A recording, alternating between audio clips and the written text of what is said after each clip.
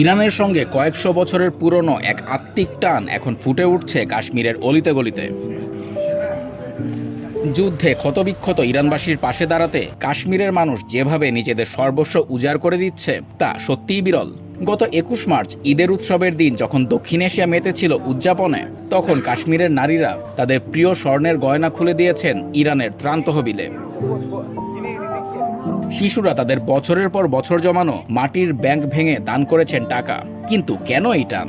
উত্তরটা লুকিয়ে আছে ইতিহাসের পাতায়। চতুর্দশ শতাব্দীতে পারস্যের বিখ্যাত সুফি সাধক মীর সৈয়দ আহসান আলী হামাদানি যখন কাশ্মীরে এসেছিলেন, তখন তিনি শুধু ধর্ম নয়, সাথে নিয়ে এসেছিলেন পারস্যের শিল্পকলা ও সাহিত্য। তখন থেকেই কাশ্মীরকে ডাকা হয় ইরান এ সগির বা খুদে ইরান। কাশ্মীরে শিয়া মুসলিমদের একটা বড় অংশ আছে। দান কিন্তু শুধু তাদের মধ্যেই সীমাবদ্ধ নয়, সুন্নি পরিবারগুলো এগিয়ে এসেছে। অনেকে ঈদের খরচ কমিয়ে সেই টাকা দান করেছে। এই সাহায্য শুধু টাকার না, অনেকের কাছে এটা আবেগ, সংহতি আর আমরা তোমাদের পাশে আছি এটা বলারও একটা উপায়।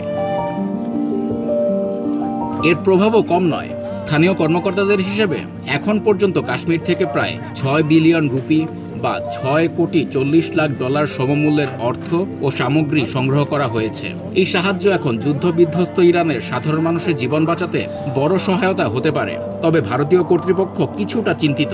এই তহবিলের একটা অংশ ভুল হাতে চলে যেতে পারে বলেও আশঙ্কা করছেন তারা। তাই সরাসরি দূতাবাসে টাকা জমা দেওয়ার পরামর্শ দিয়েছেন কর্মকর্তারা।